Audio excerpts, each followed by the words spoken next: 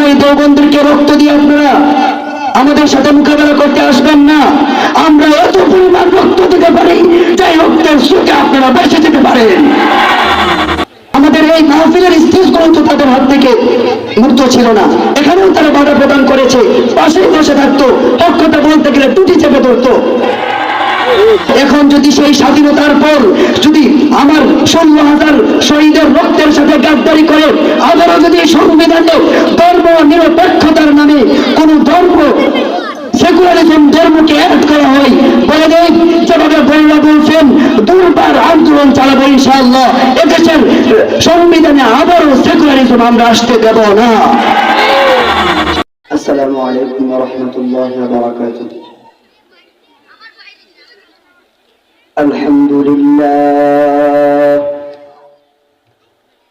আলহামদুলিল্লাহ হামদাশ শাকিরিন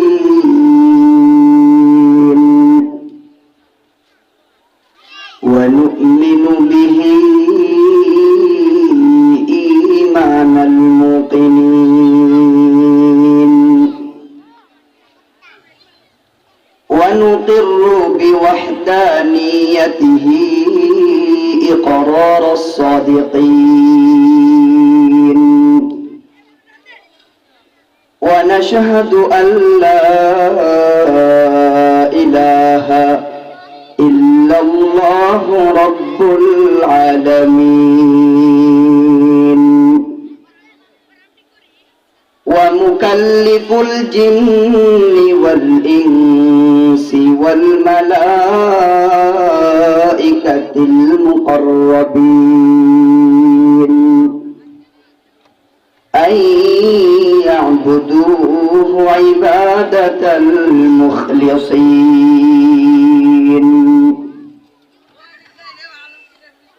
ونشهد أن سيدنا وسندنا وحبيبنا وطبيب قلوبنا ومولانا محمدا عبده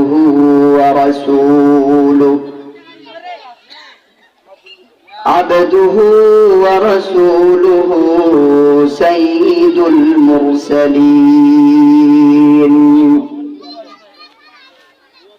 صلى الله عليه وعلى جميع النبيين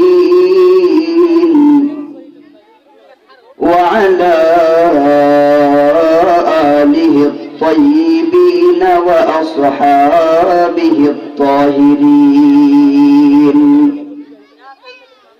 أما بعد فأعوذ بالله من الشيطان الرجيم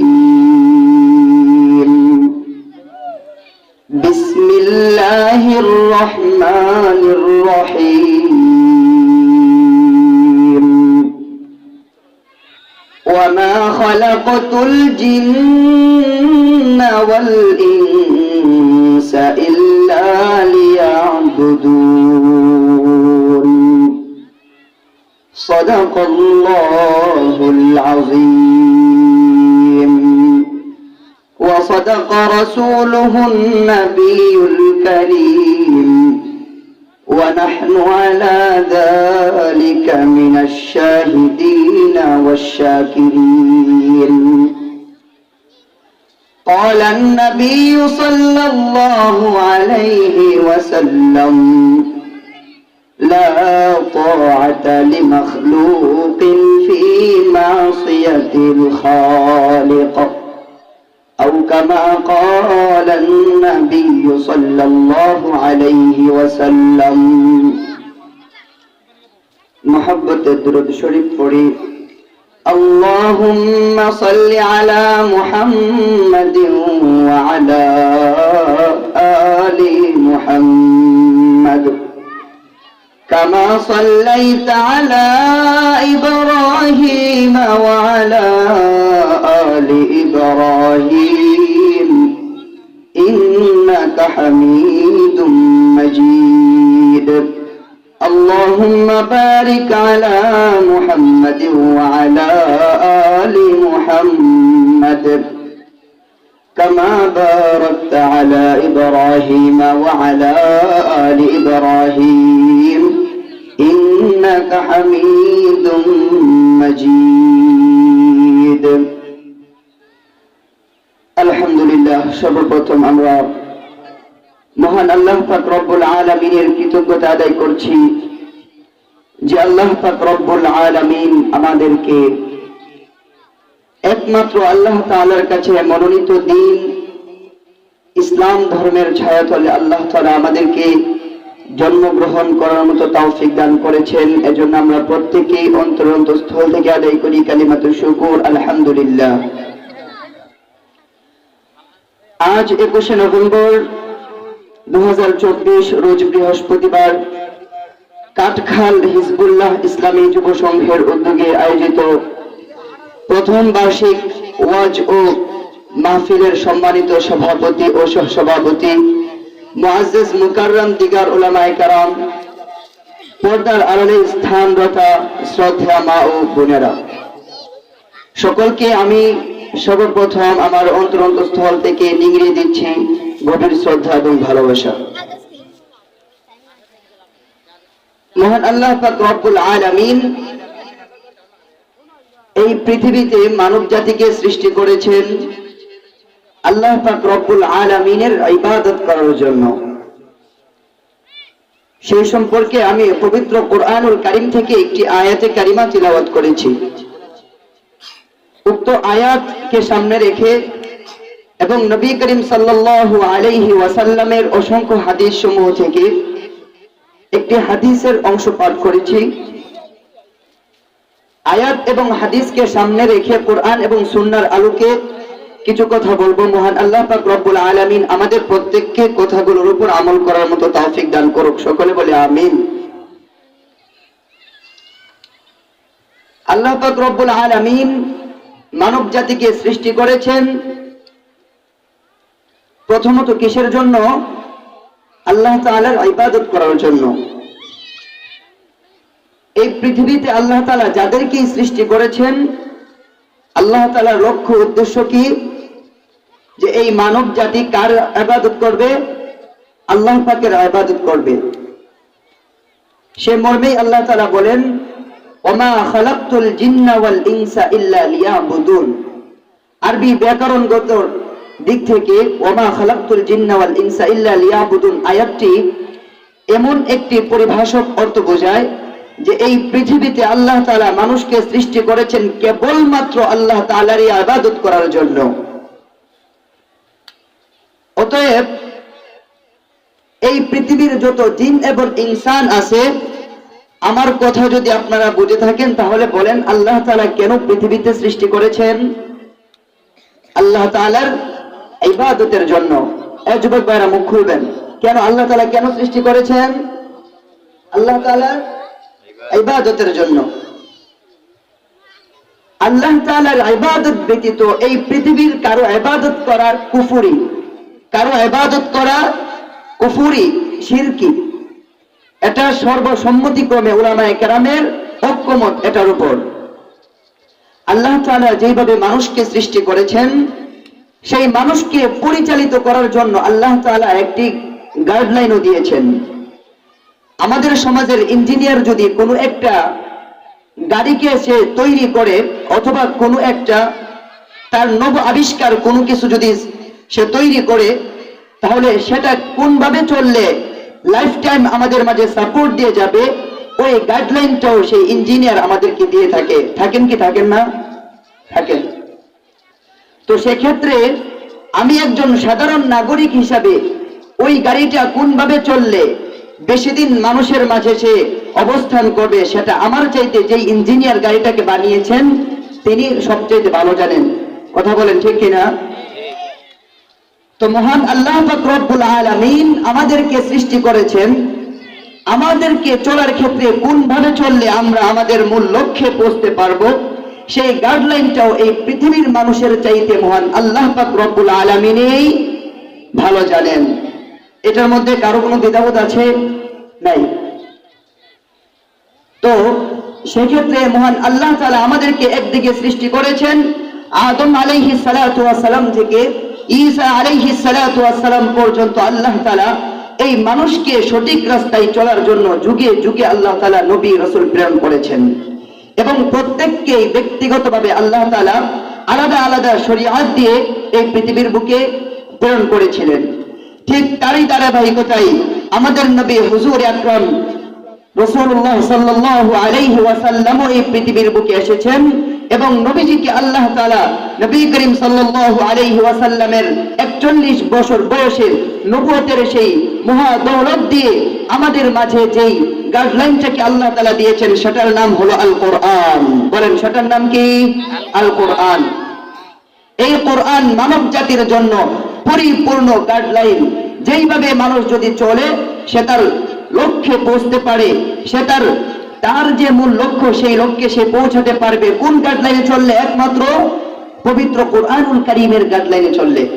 এছাড়া এই পৃথিবীর বুকে যত ধরনের শাসন ব্যবস্থা রয়েছে কোন একটি শাসন ব্যবস্থা, যেই সমস্ত শাসন ব্যবস্থা মানব রচিত, প্রত্যেকটা শাসন ব্যবস্থাই হলো কুফর। বলেন প্রত্যেকটা শাসন ব্যবস্থাই কি? কুফর। একমাত্র মহান আল্লাহ পাক রব্বুল আলামিনের তাওহীদ ফিল্লাহি তাআলা এই শাসন ব্যবস্থা বাদে এই পৃথিবীর বুকে যতগুলা শাসন ব্যবস্থা, কোন শাসন ব্যবস্থাই ইসলাম ভিত্তিক নয়। প্রত্যেকটা মানব রচিত শাসন ব্যবস্থাই কুফরি শাসন ব্যবস্থা। তো এই লক্ষ্যে আমি আপনাদেরকে কিছু কথা বলবো। আল্লাহ পাক রব্বুল আলামিন কথাগুলো আমাদেরকে অনুধাবন করার মতো তৌফিক দান করুক। সকলে বলে আমিন। আমি সর্বপ্রথম আপনাদেরকে বলছি খিলাফার কথা, ইসলামী খিলাফার কথা। ইসলামী খিলাফা এমন একটি শাসন ব্যবস্থা যেই শাসন ব্যবস্থায় ইহুদি ধর্ম, খ্রিস্ট ধর্ম, হিন্দু ধর্ম, বৌদ্ধ ধর্ম, এই পৃথিবীর বুকে যত ধরনের ধর্ম হতে পারে প্রত্যেকটা ধর্ম একমাত্র খিলাফা তথা ইসলামী শাসন ব্যবস্থায় নিরাপদ থাকবে। এছাড়া পৃথিবীর যতগুলা শাসন ব্যবস্থা রয়েছে কোন শাসন ব্যবস্থায় এই কোন ধর্মগুলো নিরাপদ থাকবে না। এখন বলবেন হুজুর কিভাবে? কারণ ইসলাম আপনাকে পরিপূর্ণ নিরাপত্তার প্রয়াস দেয়। এই পৃথিবীর বুকে অন্য কোন মানব রচিত ধর্ম অন্য কোন ব্যক্তিকে এই পৃথিবীর বুকে মানবাধিকারের গ্যারান্টি দিতে পারে না, ইসলাম যতটুকু দিতে পারে। আজকে মানবাধিকার নামে সংস্থা হয়েছে, হোয়াইট হাউসে মানব অধিকার নামে সংস্থা করেছে, কিন্তু একটু যদি বিবেকটা ঘুরিয়ে আমরা দেখি মানবাধিকার সংস্থার নামে আজকে ফিলিস্তিনে চরমভাবে হত্যা চলছে, কাশ্মীরে আজকে হত্যা চলছে, উইঘুরে হত্যা চলছে, প্রতিটা জায়গায় জায়গায় আজকে ইসলামের ঝান্ডাবাহী প্রত্যেকটা মানুষের উপর নির্মম নিপীড়ন চালাচ্ছে। আজকে মানবাধিকার, তোমার মানবাধিকার নামে সেই মানবাধিকার কোথায়? এটা কি মানবাধিকার? ফিলিস্তিনের সেই খবরগুলো দেখলে চোখে পানি এসে যায়। ছোট নির্মম শিশু বাচ্চা, তার কি দোষ ছিল? একমাত্র দোষ সে ফিল্লাহি সুবহানাহু ওয়া তাআলা আল্লাহ তাআলার ওয়াহদানিয়তকে সে বিশ্বাস করেছে, এটাই তার দোষ। এজন্য তাকে গুমের মাধ্যমে, তাকে বিভিন্ন বুলেটের মাধ্যমে চেষ্টা করে দিয়ে পৃথিবীর বুক থেকে তাকে নিশ্চিহ্ন করে দেওয়া হচ্ছে একমাত্র আল্লাহকে বিশ্বাস করার ফলে। খিলাফত থেকে আমি একটি ঘটনা ব্যক্ত করছি। মহান আল্লাহ পাক রব্বুল আলামিন বলেন, ওয়ামা খালাকাতুল জিন্না ওয়াল ইনসা ইল্লা লিয়াবুদুন। আমি আল্লাহ পাক রব্বুল আলামিন মানুষকে এবং পৃথিবীর জিনগুলোকে সৃষ্টি করেছি একমাত্র আল্লাহ তাআলার ইবাদত করার জন্য। আল্লাহ তাআলার ইবাদত ব্যতীত আর কোনো কিছুর জন্যই আমি আল্লাহ তাদেরকে সৃষ্টি করি নাই। এবার আমার খিলাফতের দ্বিতীয় খলিফা হযরত ওমর রাদিয়াল্লাহু তাআলা আনহু ব্যক্তি হিসেবে খুবই কঠোর ছিলেন। এত কঠোর ছিলেন একদিন এক ইহুদি মসজিদে এসে নবীজি সাল্লাল্লাহু আলাইহি ওয়াসাল্লামের সামনে ইহুদি ব্যক্তি মসজিদের মধ্যে প্রস্রাব করে দিলেন। যদি আমাদের সামনে হয়তো আবু বকর নবীজির সাথে দাঁড়ানো, ইহুদি কি করলো? মসজিদে প্রস্রাব করে দিছে। তো এইটা দেখা আবু বকর একদম পজিশনে দাঁড়ায় গেছে। হযরত ওমর রাদিয়াল্লাহু তাআলা আনহু যখন ইহুদি মসজিদে প্রস্রাব করে দিছে, সে কি করছে? পজিশনে একদম ফুল পজিশন, যে এই দৌড়ছি আর এই মারছি। আমার ইবাদতখানা মসজিদে প্রস্রাব করব, এত হইতে পারে না। কিন্তু নবী করিম সাল্লাল্লাহু আলাইহি ওয়াসাল্লাম উমরের পাশে বলে, উমর দাঁড়াও। উমর এত কঠোর ব্যক্তি, রাগে চোখগুলা টকটক হয়ে গিয়েছে, কিন্তু উমর যখন নবীজির সেই নির্দেশ পেল, উমর সাবধান সোজা দাঁড়িয়ে গেল।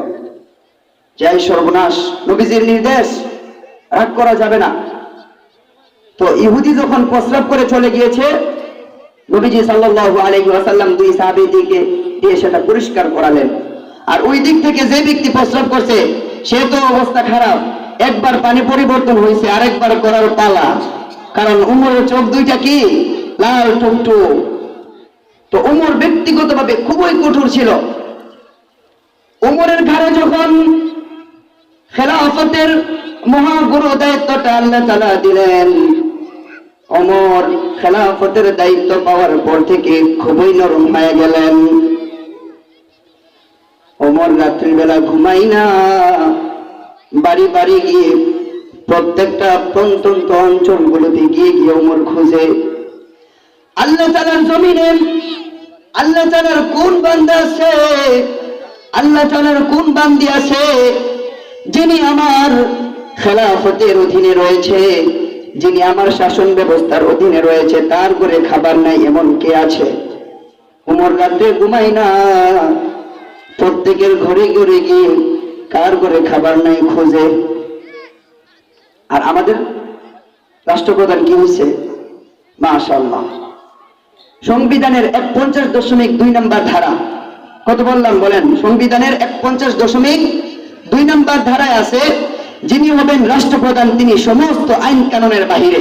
বলেন না নাউজুবিল্লাহ। এই ব্যক্তি যদি কোনো খুন করে তার কোনো বিচার নাই, এই ব্যক্তি যদি কোনো পাপাচার করে তার কোনো বিচার নাই, এই ব্যক্তি যদি বাংলার বুক থেকে আমার শ্রমিক বাবাদের টাকাগুলোকে পাচার করে তার কোনো বিচার নাই। ইসলাম এই শাসন ব্যবস্থাকে বৃদ্ধাঙ্গুলি প্রদর্শন করে। ইসলাম বলে একটা রিক্সা চালক থেকে নিয়ে রাষ্ট্রপ্রধান পর্যন্ত, একটা ঘরের শ্রমিক থেকে নিয়ে একদম পার্লামেন্টের সর্বোচ্চ সদস্য পর্যন্ত, যে ব্যক্তি যেখানেই দুর্নীতি করবে, যে ব্যক্তি যেখানেই কোরআন বিরোধী আল্লাহ বিরোধী কোনো কাজ করবে, প্রত্যেকটা মানুষের যেভাবে শাস্তি হবে, রাষ্ট্রপ্রধানের সেভাবে শাস্তি হবে, একটা রিক্সাওয়ালার যেভাবে চাকরি শাস্তি হবে, একটা সংসদের পার্লামেন্টেরও সেভাবে শাস্তি হবে। তার ক্ষেত্রে ইসলাম বৈষম্য প্রদর্শন করে না। কিন্তু তোমার প্রচলিত রাজনীতি আজকে আমার দেশের রাষ্ট্রপ্রধানের ক্ষেত্রে বৈষম্য প্রদর্শন করে। তোমার প্রচলিত গণতন্ত্র আমার দেশের যুবক ভাইদেরকে ডাকাত বানাতে শিখায়, এদেশের লুটেরা বানাতে শিখায়, কিন্তু আমার ইসলাম এদেশের মানুষগুলোকে সোনার মানুষ বানাতে শিখায়। ওমর রাদিয়াল্লাহু তাআলা আনহু রাত্রের বেলা ঘুমাই না, বাড়ি বাড়ি গিয়ে হাঁটে, কার করে খাবার নাই, কার করে খাবার নাই। ওমর খুঁজতে খুঁজতে হঠাৎ করে তাকায় দেখে ওমর থেকে অনেক দূরে একটা বাড়ি দেখা যায়, একটা তাঁবু দেখা যায়, তাঁবুর মাঝে মিটমিট আলো জ্বলে। ওমর রাদিয়াল্লাহু তাআলা আনহু যখন ওই আলোটা দেখলো, ওমর বলে হয়তো এখানে কোনো মানুষ আছে, আমি যাই। ওমর রাদিয়াল্লাহু তাআলা আনহু হেঁটে হেঁটে সেখানে চলে গেছেন, গিয়ে দেখে ওই তাঁবুর মধ্যে এক বৃদ্ধা মহিলার সাথে তার দুটো ছোট ছোট সন্তান, চোখে দিয়ে অশ্রু ঝরছে আর কান্না করছে। ওমর বলে বাহির থেকে পর্দা রক্ষা করে ডাক দিল, ও বৃদ্ধা মা, এই তাঁবুর মাঝে দুই শিশুর কান্নার আওয়াজ কেন শোনা যায়? বৃদ্ধা ডাক দিয়া বলে, আমি তো আসছি খলিফাতুল মুসলিমিন ওমরের কাছে যাওয়ার জন্য। এখানে আসার পর রাত হয়ে যায়, আমি আর সামনে যাই নাই, আমি এখানেই তাঁবু গেড়ে ফেলি। তো বাবারে, আমি তো আসছিলাম ওমরের কাছে যাওয়ার জন্য, আমার ঘরে খাবার নাই। ওমর রাদিয়াল্লাহু তাআলা আনহু যখন তার এই শিশু বাচ্চার কান্নার দৃশ্য দেখে, ওমর সাথে সাথে এখান থেকে চলে যায় বাইতুল মালে। ওমর বাইতুল মালে গিয়ে ওমরের খাদেমকে বলে, রে আমার খাদেম, আমি তো এই রাষ্ট্রের খলিফা হয়েছি, কিন্তু এই রাষ্ট্রের মাঝে গরিব আছে সেটা তো আমি জানি না। ওই যে বৃদ্ধা আমাকে দেখে আসলাম, করে খাবারের কোনো ব্যবস্থা নাই। যদি কিয়ামতের ময়দানে আল্লাহ পাক রব্বুল আলামিন আমাকে জিজ্ঞেস করে, আরে ওমর, আমি আল্লাহকে তোকে খলিফা বানাইয়া বসাইছিলাম, তোকে খেলাফতের গুরু সেই দায়িত্ব দিয়া বসাইছিলাম, কিন্তু ওমর তোর সেই শাসন ব্যবস্থার মাঝে এক মহিলা না খেয়ে মৃত্যুবরণ করেছে, এক মহিলা 2 শিশু না খেয়ে কষ্টে কষ্টে দিন কাটাইছে। সেই ওমর জান্নাতের সার্টিফিকেট পেয়ে গেছে, কিন্তু ওমর সেদিন কান্না করে আর খাদেমকে বলে, হায় হায় আমি আল্লাহর কাছে কি জবাব দিব, আল্লাহর কাছে আমি কি জবাব দিব। ওমর খাদেমকে বলে, রে আমার খাদেম, আমার পিঠে কিছু আটা তুলে দেয়, আমি আটাগুলা নিয়ে দিয়ে আসি।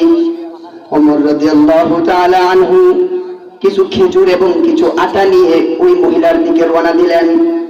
এবার খাদেম বলে, হুজুর, আপনি হলেন রাষ্ট্রের প্রধান, আপনি কেন নিজে নিজে এটাকে বয়ে নিয়ে যাবেন? আপনি আমাকে দেন, আমি এটাকে নিয়ে যাই, আমি নিয়ে গিয়ে আপনার সাথে ওই মহিলাকে দিয়ে আসি। ওমর বলে, রে খাদেম, আজকে তো তুই আটার বোঝান তুই তোর হাতে করে বহন করবি, কিন্তু কাল কিয়ামতের ময়দানে আমার গুনার বোঝাটা কিন্তু আমাকে বহন করতে হবে। ওমর খাদেমকে সুযোগ দেয় নাই। ওমর খাদেমকে বলে, না না না, আমার দায়িত্ব আমি আদায় করব। আমি ওমর খলিফা থাকা সত্ত্বে এই অঞ্চলের মাঝে এক মহিলা না খেয়ে ক্ষুধার্ত অবস্থায় 2 শিশুর চোখে কান্না, এই দায়িত্ব আল্লাহ তাআলা তোকে জিজ্ঞেস করবে না, জিজ্ঞেস করবে আমাকে। ওমর কিছু আঠা নিয়ে মহিলার কাছে গেল, গিয়ে দেখে মহিলা এক পাতিলের মাঝে পাথর দিয়ে আর পানি দিয়া রান্না করতেছে। আরে ঘরে কিছু নাই, মহিলা ভাবছে যদি এভাবে রান্না করতে থাকি, একটা সময় এসে বাচ্চারা কান্না করতে করতে ক্লান্তি আইসা পড়লে বাচ্চারা তো আর কান্না করবে না, বাচ্চারা ঘুমায় যাবে। সকাল যখন হবে তাদেরকে আবার হাত বুলিয়ে সান্ত্বনা দিয়ে ওমরের কাছে চলে যাব। ওমর রাদিয়াল্লাহু তাআলা আনহু দেখা 2 চোখের পানি ঝরায় ফেলে। ওমর বলে, ও বৃদ্ধা মহিলা, আপনি তাদেরকে ধোঁকা দিচ্ছেন পাথর দিয়ে দিয়ে।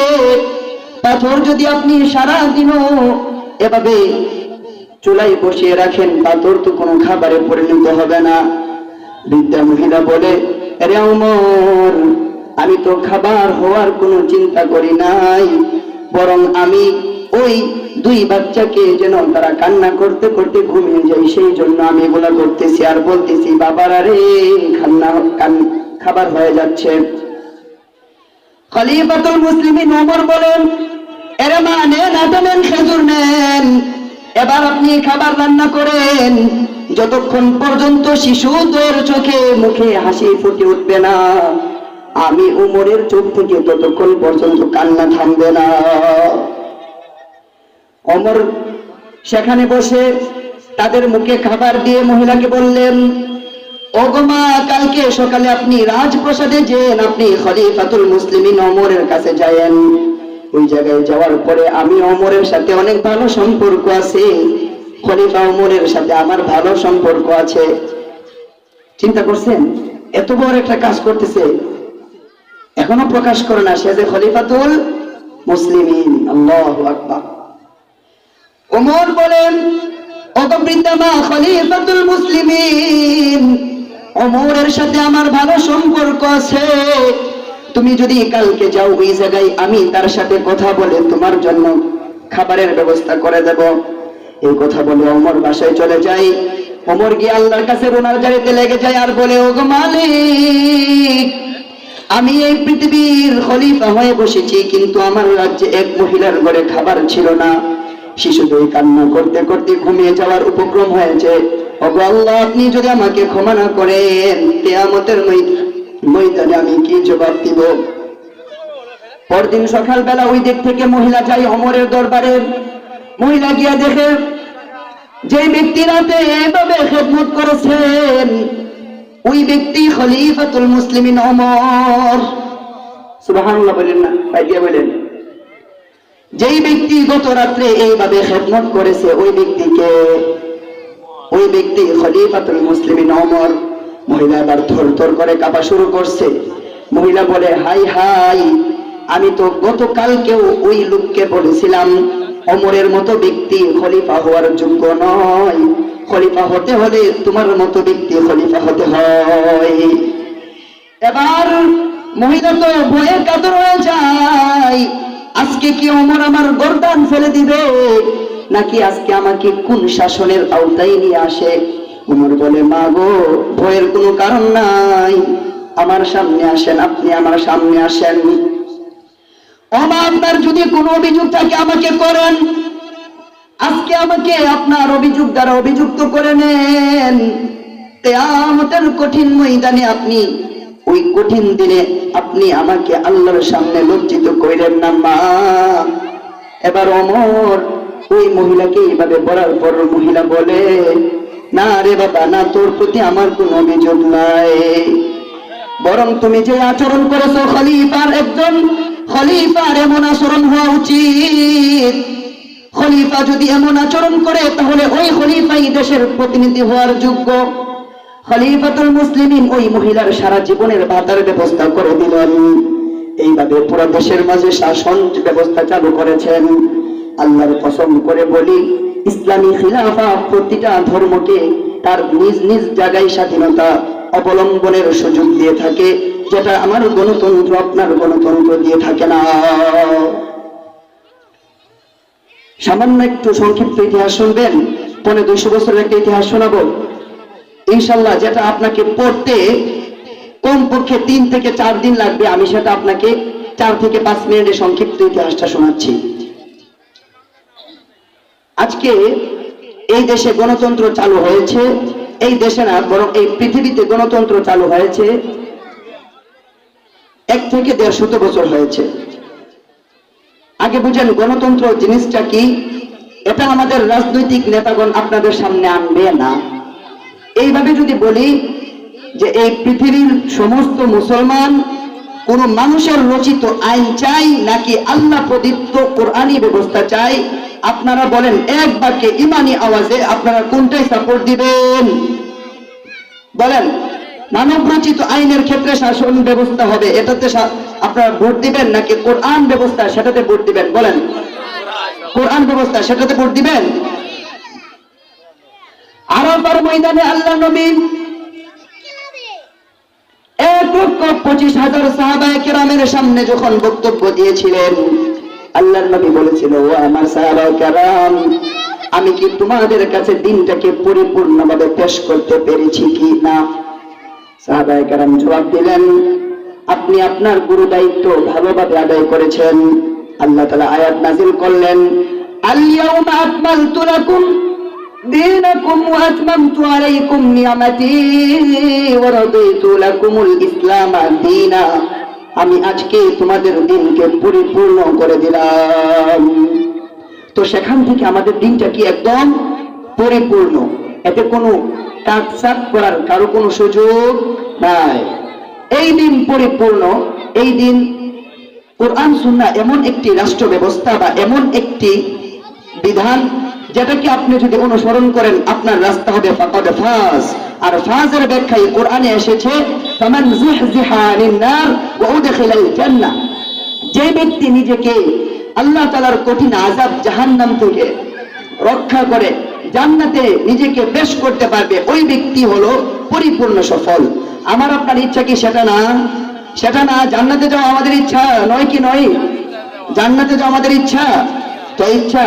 জান্নাতে যেতে হলে আমাদের একমাত্র কোরআনিক শাসন ব্যবস্থায় আমাদেরকে জান্নাতের পথে নিয়ে যাবে এবং সেটা আমাদের জন্য সহজ করবে। আসুন, গণতন্ত্রে যাওয়ার আগে আমি আরেকটা জিনিস আগে বুঝাই। আপনাকে যদি আমি বলি স্বাধীনতা কি জিনিস, অবশ্যই আপনাকে বলতে হবে প্রত্যেকটা জিনিস তার স্ব অবস্থানে থেকে যে দাবিগুলো দিবে সেটাই হলো স্বাধীনতা।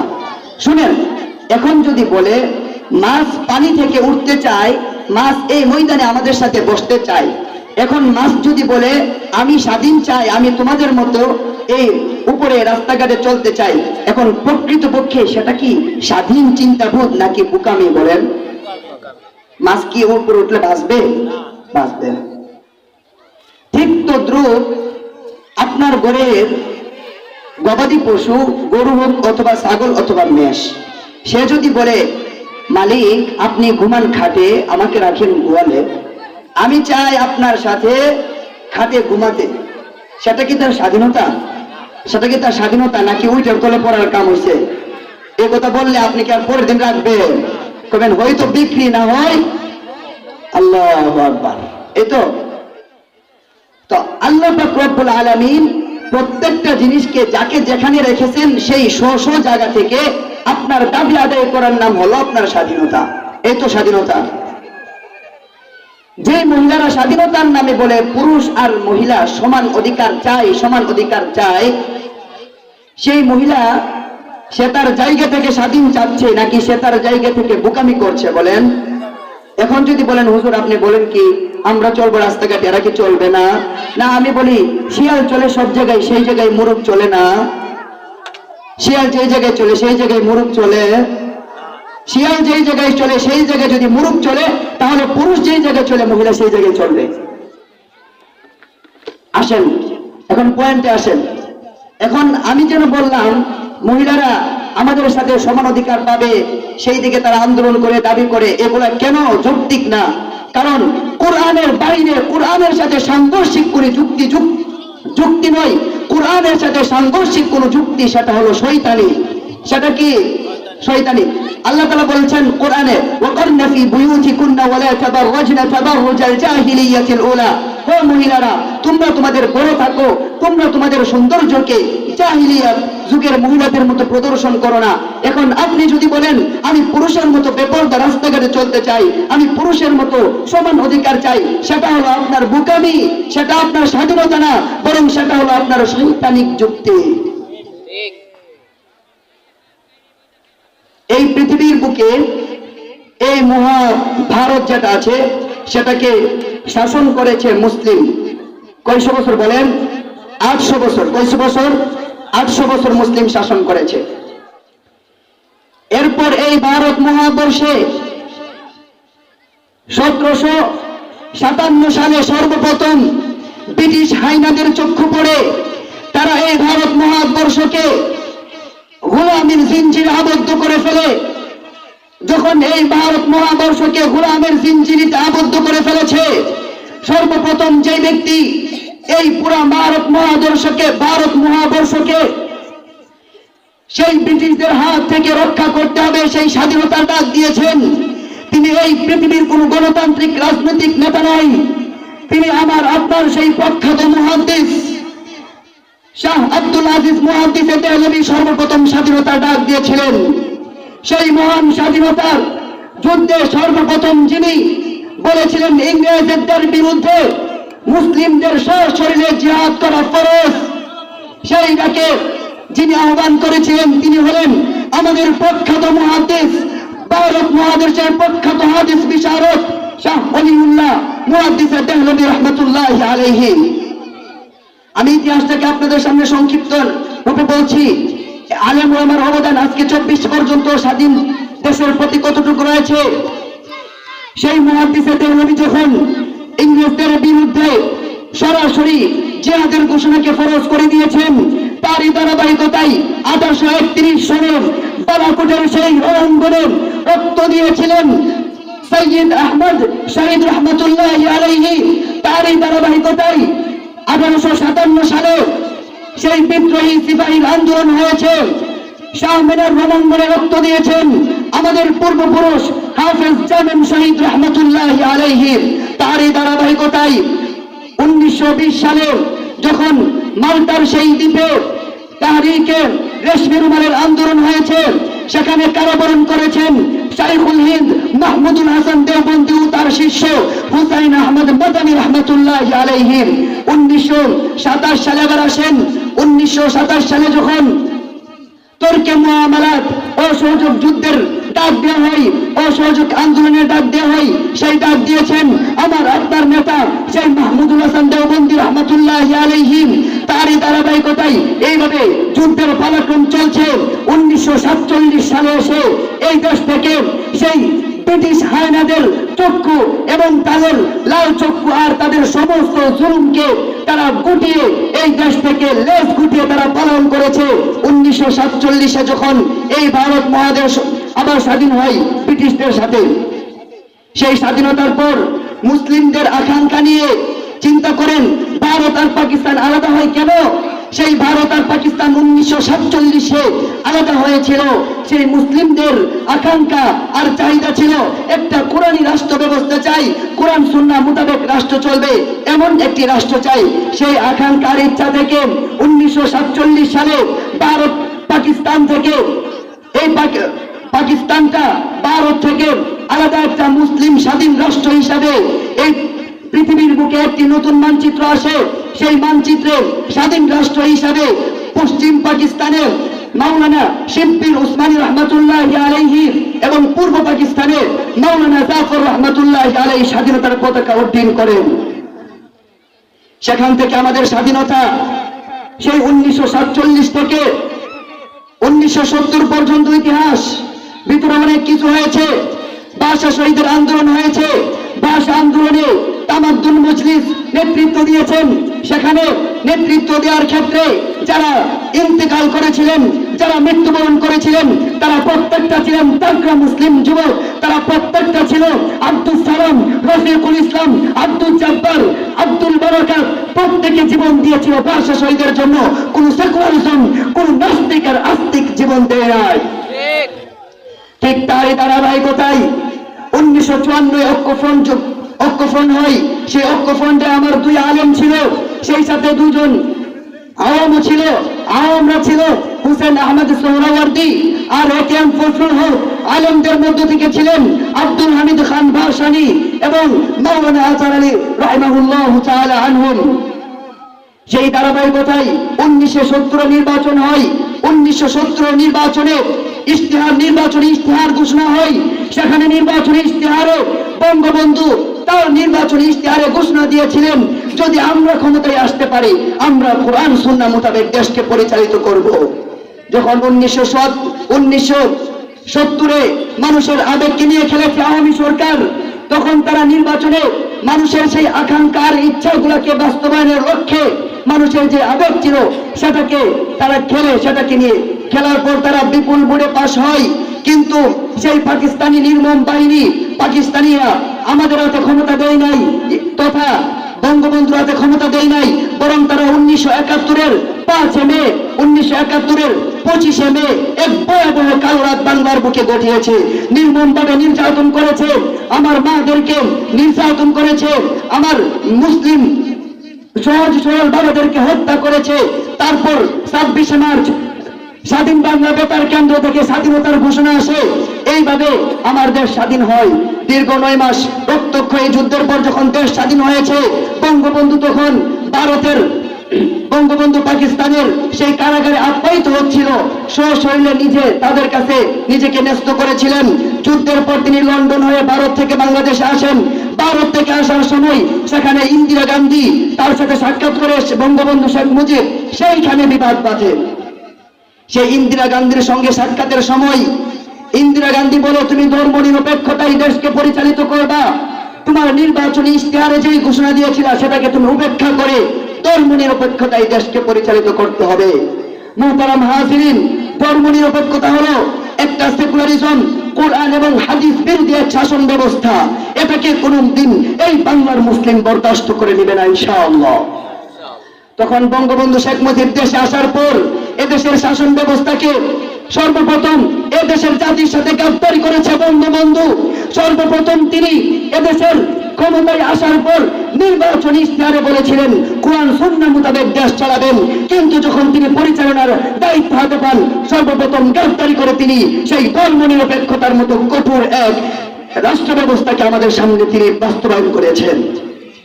এই ধারাবাহিকতায় আস্তে আস্তে সেই বঙ্গবন্ধু যখন তার এই রাষ্ট্র ব্যবস্থা চালু করেছে, 1975-এ সে তার সাজা পেয়েছে।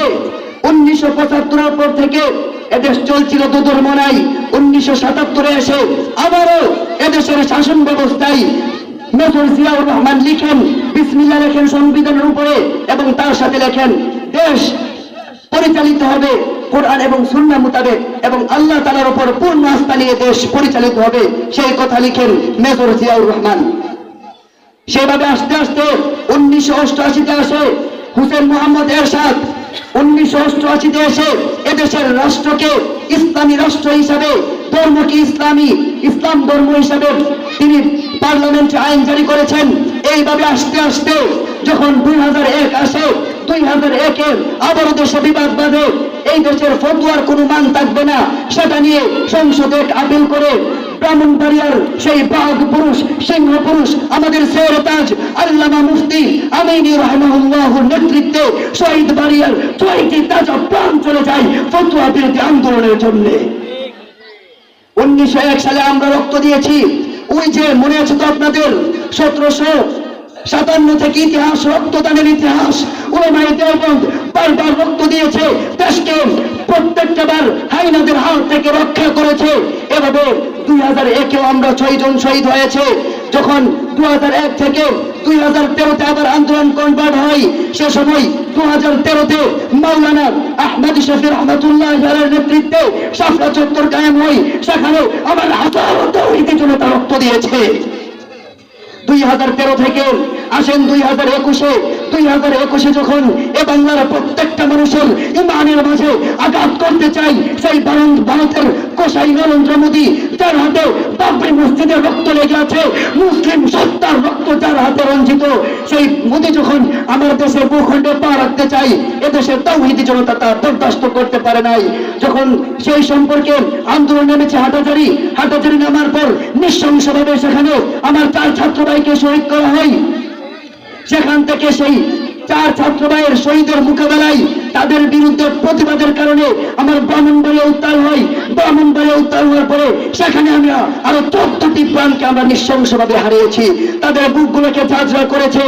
এইভাবে আস্তে আস্তে অন্যদিকে 2021-এর পর থেকে 24 পর্যন্ত গণভাবে পুরো কওমি জাতিকে গ্রেফতার করা হয়েছে, প্রত্যেকটা নেতাকে গ্রেফতার করা হয়েছে। আস্তে আস্তে আসেন আমাদের সেই ছাত্র বৈষম্য বিরোধী ছাত্রতে আসলো। সেখানে আমার ভাই সাইদকে দিয়ে শুরু হলো এদেশের মানুষের উপর আবারও নিপীড়ন। 16,000 শহীদের বিনিময় 10,000 মানুষ পঙ্গু হয়েছে। তারপর আবারও এই দেশ স্বৈরা শাসন মুক্ত, এই দেশের শাসন ব্যবস্থাকে আমরা আবারও ফ্যাসিস্ট মুক্ত এক স্বৈর ব্যবস্থা থেকে মুক্ত করতে পেরেছি। তো উলামায়ে দেওবন্দের রক্তের ইতিহাস, উলামায়ে দেওবন্দেরকে রক্ত দিয়ে আপনারা আমাদের সাথে মোকাবেলা করতে আসবেন না। আমরা এত পরিমাণ রক্ত দিতে পারি যাই রক্তের স্রোতে আপনারা বেঁচে যেতে পারেন। অতএব নতুন করে যদি আবারও এদেশের কোন ফ্যাসিস্ট বসতে চাই, আমি বলবো বড়দের সাথে কণ্ঠ মিলিয়ে যেখানে এখন থেকে প্রতিরোধ হবে সেখান থেকে আমরা আবার প্রতিবাদ করব। যেখানে আমরা জালেমকে দেখবো সেখানে আমরা তার গর্দানকে মুছে দেব।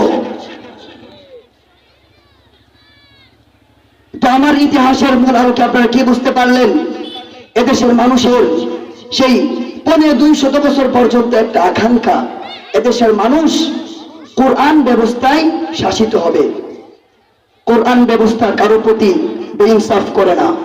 প্রত্যেকটা রিক্সা চালক থেকে নিয়ে রাষ্ট্রপ্রধান পর্যন্ত একই শাসন ব্যবস্থা সে প্রয়োগ করে। আজকে আমরা দেখি ক্ষমতায় বসে লাখো মানুষকে হত্যা করে ফেলে, কিন্তু বৈচারিক কার্যক্রমে তার কোনো বিচার নাই। কথা বলেন ঠিক কিনা? বিগত এমপি মন্ত্রীকে দেখেন নাই? প্রতিটা জায়গায় জায়গায় আমাদের এই মাহফিলের স্টেজগুলো তো তাদের হাত থেকে মুক্ত ছিল না, এখানেও তারা বাধা প্রদান করেছে। পাশেই বসে থাকতো, কথা বলতে গেলে টুটি চেপে ধরতো। আমি আমার এলাকায় বক্তব্য দিতে পারি নাই, সেখানে আমাকে মামলার হুমকি দেওয়া হয়। কি আজীব এক দেশে বসবাস করেছিলাম আমরা। তো মহান আল্লাহ পাক রব্বুল আলামিন সর্বশেষ আমাদেরকে মুক্তি দিয়েছেন। তো মুক্তি দেওয়ার আগে আমরা চিৎকার করছি, আল্লাহ মুক্তি দাও, ও আল্লাহ এই জালেম ব্যবস্থা থেকে তুমি আমাদেরকে বাঁচাও, কোরআনে চলবো। এখন যদি সেই স্বাধীনতার পর যদি আমার 16,000 শহীদের রক্তের সাথে গাদ্দারি করে আবারও যদি সংবিধানে ধর্ম নিরপেক্ষতার নামে কোন সেকুলারিজম ধর্মকে অ্যাড করা হয়, বলে দেয় যেভাবে বলরা বলছেন দুর্বার আন্দোলন চালাবো ইনশাআল্লাহ, এদেশের সংবিধানে আবারও সেকুলারিজম আমরা আসতে দেব না। গোপন তথ্য ফাঁস হয়ে যায়। কয়েকদিন আগে ভাইরাল হলো, যখন তাদেরকে সংবিধান সংস্কার কমিটি গঠন করা হয়েছে, তারা বলে সাবধান, এক্ষেত্রে কিন্তু দেশের জনগণের ভোট নেওয়া যাবে না। এক্ষেত্রে যদি দেশের জনগণের ভোট নেওয়া হয়, তাহলে দেশের রাষ্ট্র ব্যবস্থাকে কি করতে হবে? ইসলামী করতে হবে। আমি তাদেরকে বলতে চাই, ইতিহাস পড়েন, বুঝেন, ভারত থেকে আমরা বিচ্ছিন্ন হয়েছি বা কেন? ওই সময় আমাদের নাম পাকিস্তান দেওয়া হয়েছিলই বা কেন? আমাদের মূল লক্ষ্যই ছিল আমরা একটা কোরআনী শাসন ব্যবস্থাকে চাই। এই দেশের মানুষগণ আপনাদের মতো এত রাজনীতির মারপেচ বুঝে না, এত রাজনীতির মারপেচ বুঝে না, এত নিয়ম বুঝে না। সরল সোজা মানুষ কোরআনের নিয়ম চায়, সরল সোজা মানুষ কোরআনের নিয়ম চায়। কথা বলেন ঠিক কিনা? আজকে যত গরিব আছে তারা দোষ না করলেও আদালতের কাছে তারাই দোষী, কারণ মামা নাই। বলেন কি নাই? আর মামা নাই, মামা নাই। মামা থাকলে খুন করে আপনি হুজুম করে ফেলাইবেন। কথা বলেন। কিন্তু আমার কোরআনিক শাসন ব্যবস্থা মামা দিয়ে চলে না, চেহারা দিয়ে চলে না, কারো বংশ দিয়ে চলে না। কোরআনী শাসন ব্যবস্থা কেবল আল্লাহ তাআলার সমস্ত বান্দাদের ক্ষেত্রে হুকুকুল্লাহ সমানভাবে থাকবে। আল্লাহ তাআলার সমস্ত বান্দাদের ক্ষেত্রে আল্লাহ তাআলার হক সমান থাকবে। কার ক্ষেত্রে কোনো জুলুম আর নির্যাতন করবে না। আপনারা সকলেই জানেন, সেই বনু খুজাইমার ফাতেমা যিনি চুরি করেছিলেন নবী করিম সাল্লাল্লাহু আলাইহি ওয়াসাল্লামের জামানায়, সেই ঘটনা কি আপনাদের কাছে অজানা? তখন সবাই বলছিল, আরে বনু খুজাইমা তো কুরাইশের একটা সম্ভ্রান্ত পরিবার, যেহেতু এটা কুরাইশের একটা সম্ভ্রান্ত পরিবার, তো এখানে ফাতেমা চুরি করেছে, নবীজি হাত কেটে দিবে, কারণ এটা কি আল্লাহ তাআলার হক। যদি কেউ চুরি করে তাহলে তার হাত কি কর্তন করে ফেলতে হয়, এটা আল্লাহ তাআলার বিচার। তো নবীজি মক্কা ফাতহে মক্কার পর ঘটনা, তখন নবীজি করিম সাল্লাল্লাহু আলাইহি ওয়াসাল্লাম তার ক্ষেত্রে যখন নিরঙ্কুশ ভাবে প্রমাণ হয়েছে সে একজন চুন্নি মহিলা, সে যতই সম্ভ্রান্ত হোক না কেন, যখন তার বিরুদ্ধে চুরির মামলা দায়ের হয়েছে এবং সে সেই চুরির সাথে জড়িত, তখন সেই মহিলাকে নবী করিম সাল্লাল্লাহু আলাইহি ওয়াসাল্লাম হাত কাটার বিধান দিয়ে দিলেন। এটা আল্লাহ তাআলার হক। আল্লাহ তাআলার হকটা কি?